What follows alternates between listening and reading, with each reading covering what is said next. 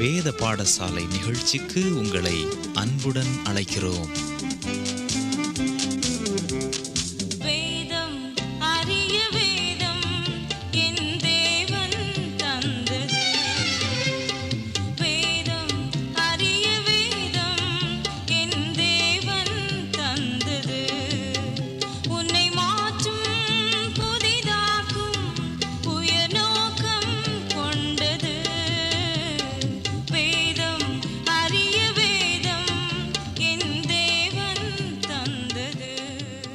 நேயர்களே, தொடர்ந்து நிகழ்ச்சியை கேட்பதை குறித்து மகிழ்ச்சி அடைகிறோம்.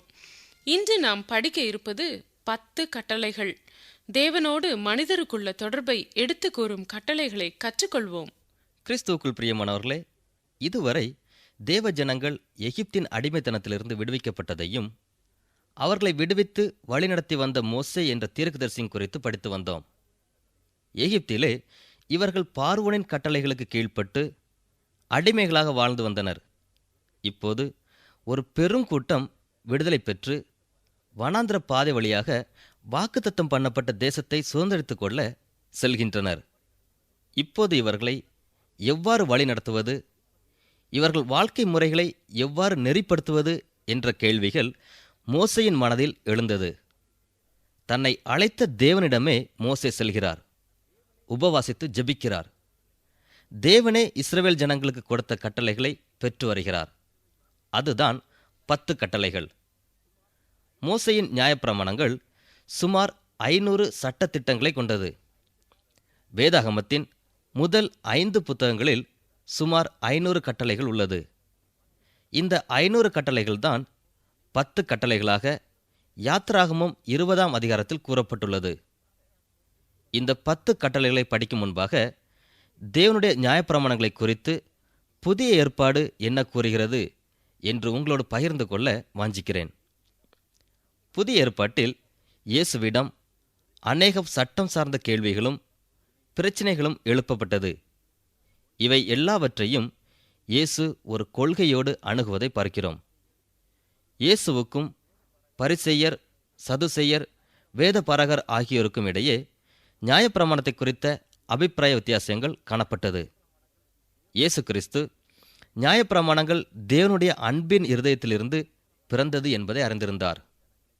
மேலும் தேவன் தமது ஜனங்களை நேசித்ததினாலே இந்த நியாயப்பிரமாணங்கள் அனைத்தையும் கொடுத்தார் என்பதையும் அறிந்திருந்தார்.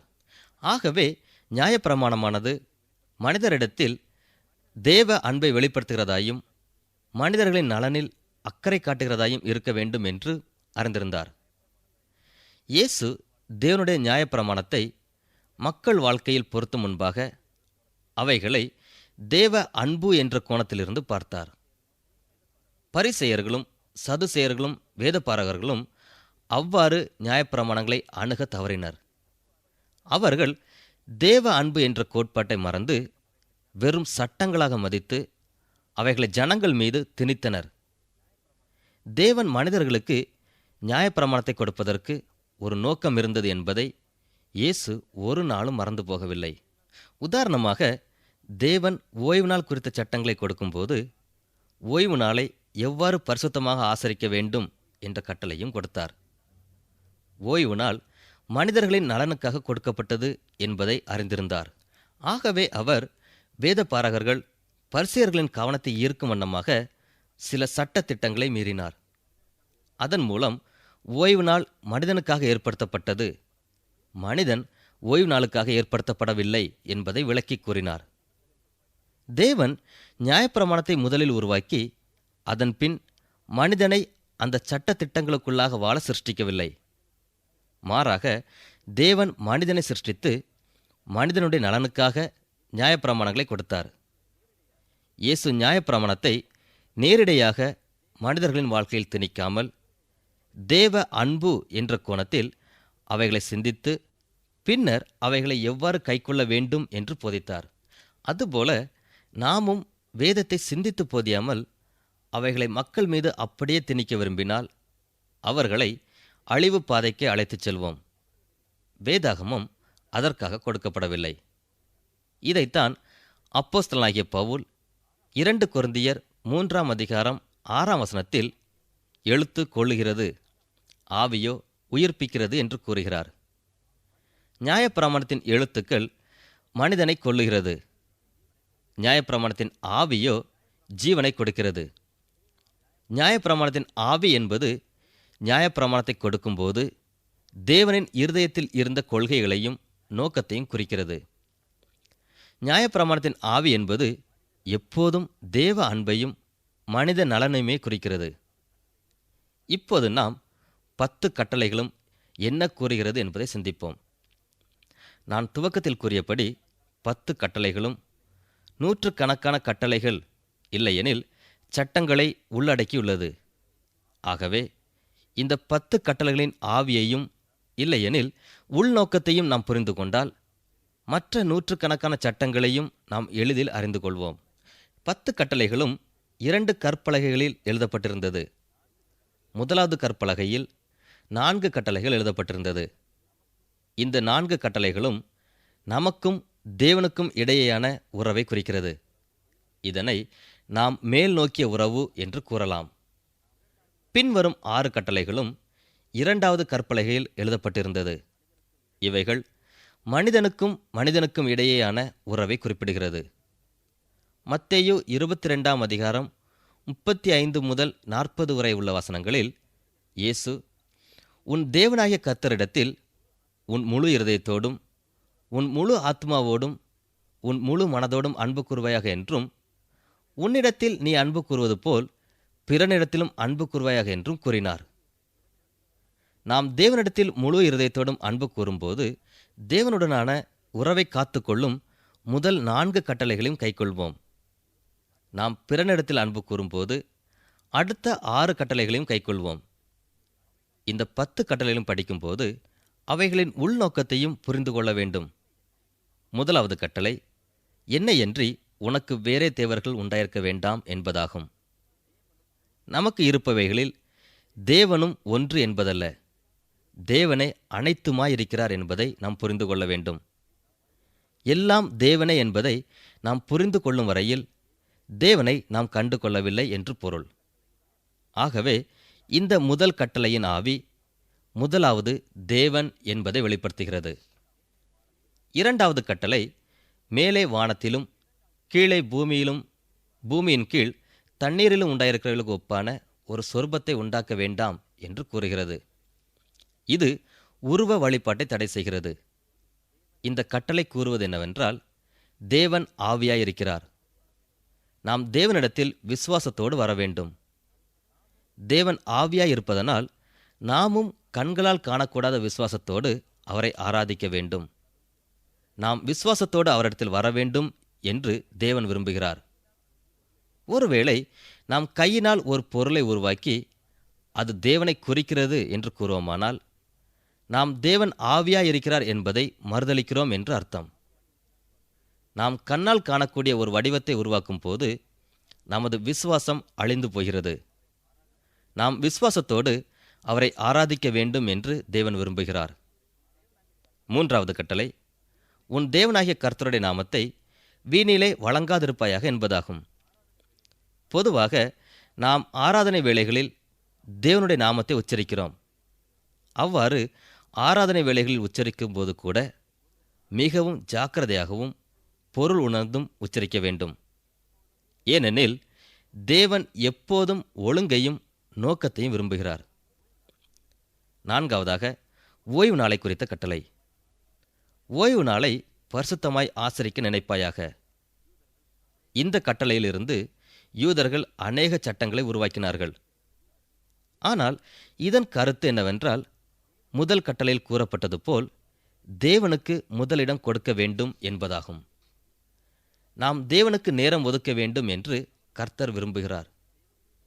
நமது வாழ்க்கையில் தேவனுக்கு முதலிடம் கொடுக்க விரும்பினால் ஒவ்வொரு 7வது நாளையும் அவருக்காக ஒதுக்க வேண்டும். இதைத்தான் பின்வரும் நாட்களில் தேவன் தசம பாகத்தை நியமிக்கும் போதும் கூறுகிறார். என் வாழ்க்கையில் தேவனுக்கு முதலிடம் என்று கூறுபவர்கள் அனைவரும் 10ல் 1 பங்கை அவருக்கு செலுத்துவதன் மூலம் நிரூபிக்க வேண்டும். அதுபோலவே உன்னுடைய நேரத்தில் 7ல் 1 பங்கை எனக்காக ஒதுக்குவாயா என்று கேட்கிறார். இது கர்த்தருடைய நாள். தேவனுடையதைத்தான் தேவன் கேட்கிறார். வாரத்தில் ஒரு நாளை தேவனுக்கு என்று ஒதுக்குவோமா? அவ்வாறு செய்யும்போது தேவனுக்கு முதலிடம் கொடுப்பது நிரூபிக்கப்படும். ஓய்வு நாள் இளைப்பாறுதல் என்ற கருத்தையும் கொடுக்கிறது. ஓய்வு நாள் கொள்கையை மீறும் போது பலவீனங்களும் குழப்பங்களும் ஏற்படுகிறது.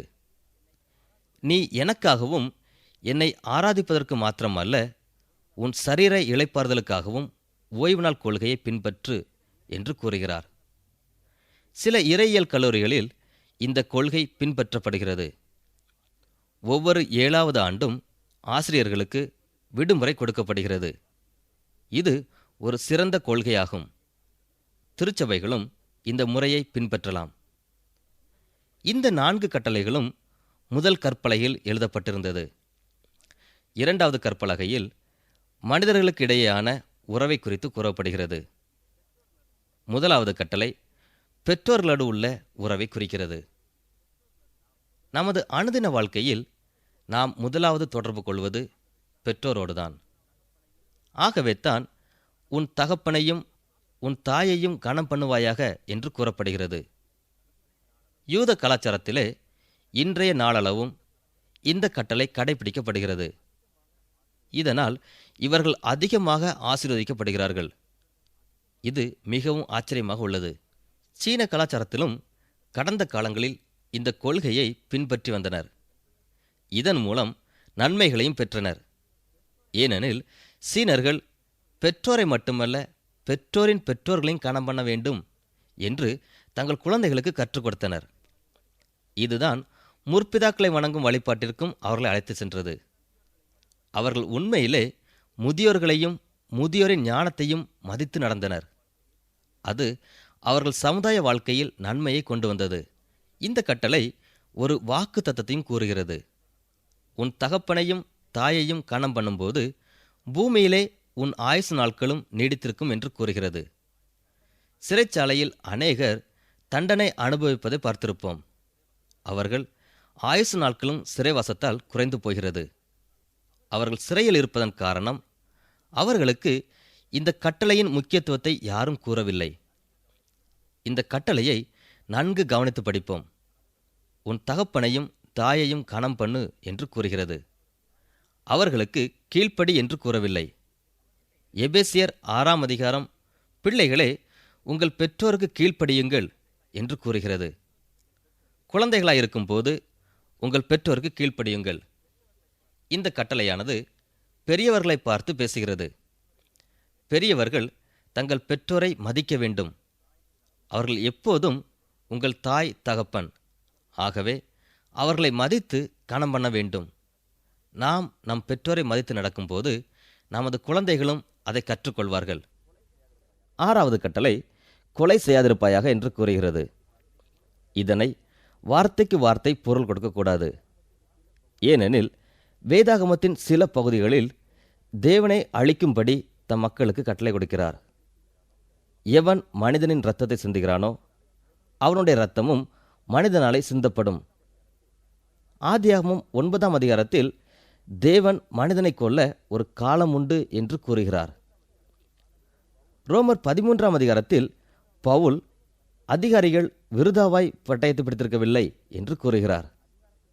மேலும் நீ அதிகாரத்துக்கு பயப்படாதிருக்க வேண்டுமானால் நன்மை செய், அதனால் உனக்கு புகழ்ச்சி உண்டாகும். உனக்கு நன்மை உண்டாகும் பொருட்டு அவன் தேவ ஊழியக்காரனாயிருக்கிறான். நீ தீமை செய்தால் பயந்திரு, பட்டயத்தை அவன் விருதாவாய் பிடிக்கவில்லை. தீமை செய்கிறவன் மேல் கோபாக்கினை வரப்பண்ணும்படி அவன் நீதியை செலுத்துகிற தேவ ஊழியக்காரனாயிருக்கிறானே என்றும் கூறுகிறார். வங்கியில் கொள்ளையடித்து தப்பிச் செல்லும் ஒருவனை போலீஸ் அதிகாரி ஒருவர் சுடும்போது அவர் தேவனுடைய ஊழியக்காரராக இதை செய்கிறார். தேவன் இவ்வாறு சட்டத்தையும் ஒழுங்கையும் நிலைநாட்டுகிறார் என்று பவுல் கூறுகிறார். துன்மார்க்கருக்கு விரோதமாக வெளிப்படும் தேவ கோபத்தை தேவன் நிலைநாட்டும் சட்டத்தின் மூலமாக காணலாம். ஆகவே வேத புத்தகத்தின்படி குற்றவாளிகள் சட்ட ஒழுங்கு அதிகாரிகளுக்கு பயந்தே ஆக வேண்டும். ஆதலால் 6வது கட்டளையான கொலை செய்யாதிருப்பாயாக என்பதை அப்படியே பொருள் காணக்கூடாது. இந்த கட்டளையின் உள் அர்த்தம் மனிதனின் ஜீவன் தேவனுடைய கரத்தில் இருக்கிறது. தேவனே மனிதனுக்கு ஜீவனை கொடுக்கிறவர். ஆகவே அதை திரும்ப எடுக்கவும் அவருக்கு உரிமை உண்டு என்பதாகும். இன்றைய அறிவியல் முன்னேற்றம் மனிதன் அதிக நாட்கள் வாழ எத்தனையோ முயற்சிகளை செய்து வருகிறது. மருத்துவர்கள் மனிதன் கூடுதலாக சில நாட்கள் வாழ மிகவும் அக்கறை காட்டுகின்றனர். ஆனால் மனிதனின் ஜீவன் தேவனுடைய கரத்தில் இருக்கிறது என்பதை நாம் ஒரு நாளும் மறந்து போகக்கூடாது. அவரே மனிதனுக்கு ஜீவனை கொடுக்கவும் எடுக்கவும் வல்லமை உள்ளவர். ஒரு முறை ஒருவர் மூளையில் இரத்தப்போக்கு உண்டானதினாலே மீண்டும் சுயநிலைக்கு வர முடியாதபடி பாதிக்கப்பட்டார். அவரை பரிசோதித்த மருத்துவர், இவருக்கு என்ன சிகிச்சை அளித்தாலும் சாலமோனை போன்று ஞானியாகப் போவதில்லை. எனவே இவருக்கு அறுவை சிகிச்சை செய்வோம், குணமடைந்தால் நல்லது என்று கூறினார். ஆனால் மருத்துவர்கள் பலர் சேர்ந்து அறுவை சிகிச்சை குறித்து ஆலோசனை நடத்திய போது அங்கிருந்த மற்றும் ஒரு மருத்துவர், இப்போது இந்த நோயாளி தேவனுடைய கரத்தில் இருக்கிறார், இவருக்காக நாம் ஒன்றும் செய்யக்கூடாது என்று கூறினாராம். மருத்துவ குழுவும் இதனை ஆமோதித்தது. 5 வருடங்களுக்கு பின்பு அந்த நோயாளி 75% குணமடைந்தார். இப்போது மருத்துவ குழு, ஆம், இவர் கர்த்தருடைய கரத்தில் இருக்கிறார், தேவனே இவரை இவ்வளவாக குணமாக்கினார் என்று விசுவாசித்தார்களாம். இதுதான் 6வது கட்டளையின் பொருளாகும்.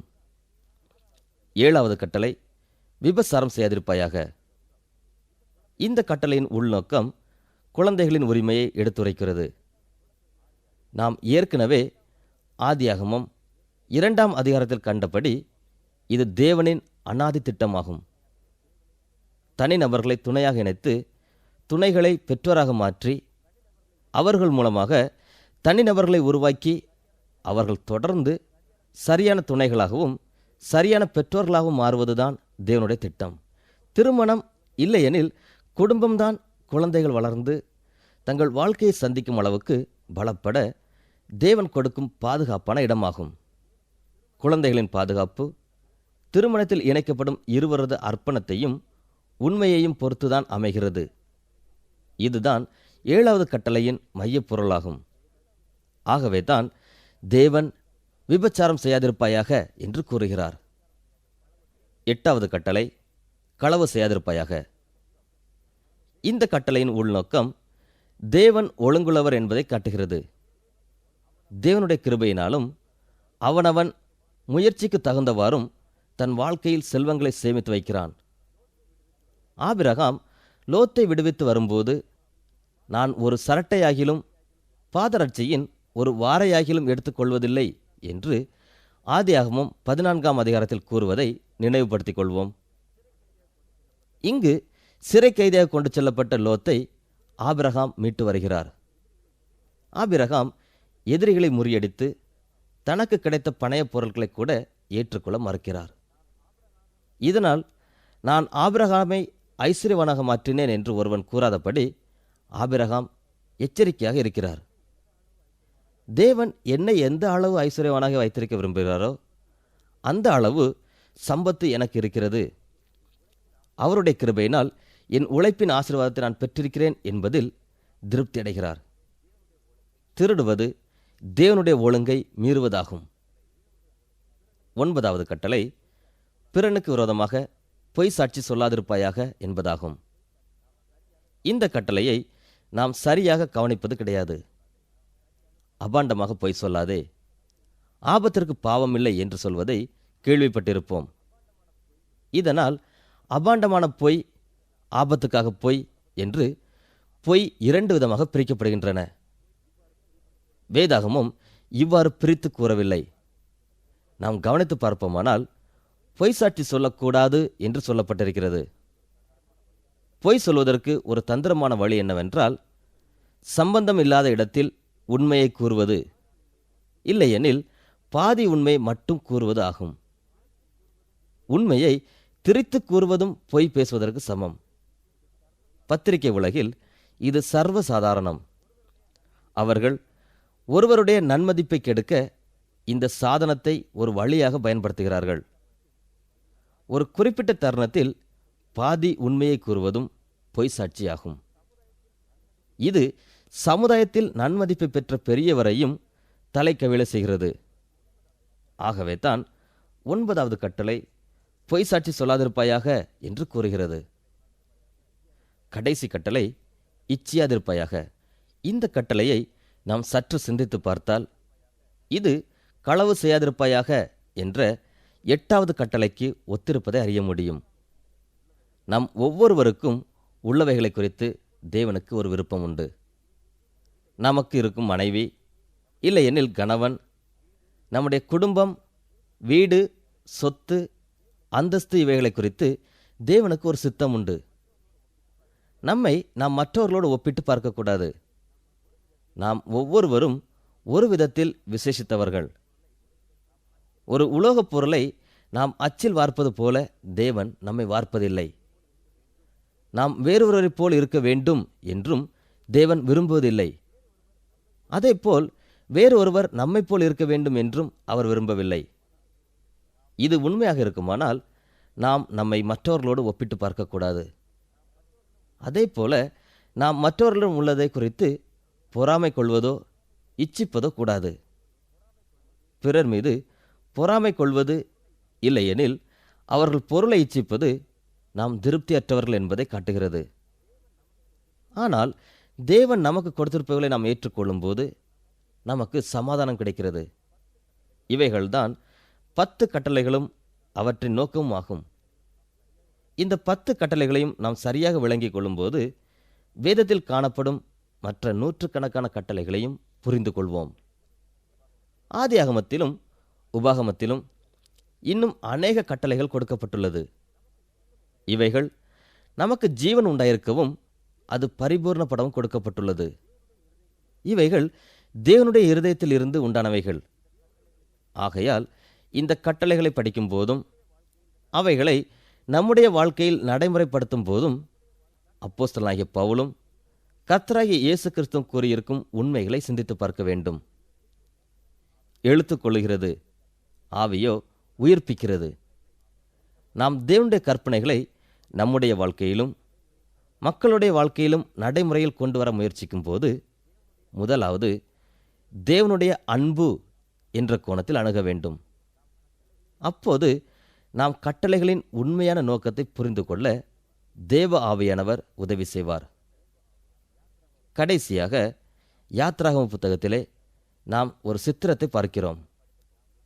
இதுவரை நாம் படித்த பகுதிகள் புரிந்து கொள்வதற்கும் வாழ்க்கையில் நடைமுறைப்படுத்துவதற்கும் எளிதானது. கடைசி பகுதியில் மோசே ஒரு கட்டிட அமைப்பையும் அளவுகளையும் கூறுகிறார். கட்டிட கலைஞர் அல்லாதோர் இந்த பகுதிக்கு வரும்போது புரியாமல் சோர்வடைந்து விடுவார்கள். இது என்ன கட்டிடம்? இதுதான் ஆசரிப்பு கூடாரம். ஆசரிப்பு கூடாரம் என்பது ஆராதனை கூடாரம். தேவன் மோசேக்கு ஆசரிப்பு கூடாரத்தை குறித்து கூறும்போது எவ்வாறு தேவனை ஆராதிக்க வேண்டும் என்பதையும் வெளிப்படுத்துகிறார். இஸ்ரவேல் மக்கள் எவ்வாறு தேவனை ஆராதிக்க வேண்டும் என்பதை மோசே மூலமாக அவர்களுக்கு கற்றுக் கொடுக்கிறார். இன்று நம்முடைய ஆராதனைகளில் நாம் ஆராதிக்க உபயோகிக்கும் முறைகள் அன்று மோசேக்கு தேவன் ஆசரிப்பு கூடாரத்தில் கற்றுக் கொடுத்ததை அடிப்படையாக கொண்டுள்ளது. ஆசரிப்பு கூடாரத்தை குறித்து லேவியராகம புத்தகத்தில் தெளிவாக கற்றுக்கொள்வோம். ஆதியாகம புத்தகத்தை 2 பகுதிகளாக பிரிக்கலாம். முதல் 20 அதிகாரங்களும் ரட்சிப்பை குறித்த உவமானமாகும். இந்த பகுதி நாம் எவ்வாறு ரட்சிக்கப்பட வேண்டும் என்பதை கூறுகிறது. அடுத்த 20 அதிகாரங்களில் கட்டளைகளும் ஆசரிப்பு கூடாரத்தை குறித்த விவரங்களும் அடங்கியுள்ளது. அன்பானவர்களே, முதலாவது யாத்ராகமம் பாவத்தின் கட்டுகளிலிருந்து வெளியேறும் வழியை காட்டுகிறது. இது ரட்சிப்பின் வழி. இரண்டாவது யாத்ராகமம் ரட்சிக்கப்பட்டவர்கள் நடக்க வேண்டிய வழியையும் காட்டுகிறது. அதாவது ரட்சிப்பு என்பது ஒரு விடுதலையின் அனுபவம் மாத்திரமல்ல, அது அனுதினமும் தொடரும் ஒரு நடையும் ஆகும். ரட்சிக்கப்பட்டவர்கள் எவ்வாறு நடந்து கொள்ள வேண்டும் என்று தேவன் விரும்புகிறார் என்பதையும் கூறுகிறது. ஆகவே தான் அநேக கட்டளைகளும் இல்லையெனில் சட்டங்களும் கொடுக்கப்பட்டுள்ளன. இவ்வாறு கட்டளைகளை கைக்கொண்டு வாழ்வோரை தேவன் மன்னாவை போன்ற அற்புத உணவினால் திருப்திப்படுத்துவார். இவ்வாறு ரட்சிக்கப்பட்டவர்கள் தேவனோடும் மனிதர்களோடும் சரியான தொடர்பை ஏற்படுத்திக் கொள்ள வேண்டும். இதைத்தான் 10 கட்டளைகளும் நமக்கு கூறுகிறது. இந்நிகழ்ச்சியை கேட்டமைக்கு நன்றி கூறுகிறோம். எமது முகவரி: வேத பாடசாலை, விஸ்வவாணி, தபால் பெட்டி எண் 34, திருநெல்வேலி 2, தமிழ்நாடு.